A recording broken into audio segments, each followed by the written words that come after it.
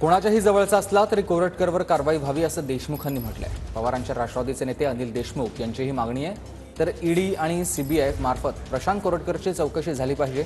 यशोमती ठाकूर यांनी ही मागणी केली। छत्रपती शिवाजी महाराज यांचा अवमान करणाऱ्या प्रशांत कोरटकरवर लवकरात लवकर कारवाई झाली पाहिजे। तो कुठे फरार असेल त्याला पकडून आणलं पाहिजे। अजून सापडला नाही माझ्या माहितीनुसार।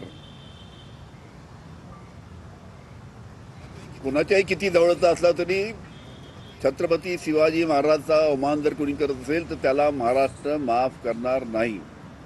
हे लक्षात ठेवून त्याच्यावर लवकरात लवकर त्याला पकडून कारवाई करायला पाहिजे। आर्थिक त्यांची चौकशी झाली पाहिजे। ईडीच्या पण चौकशा झाल्या पाहिजे। एवढ्या कशा गाड्या घोड्या घेऊन फिरतात हो आणि एवढे कशी संपत्ती त्यांच्यापाशी येते।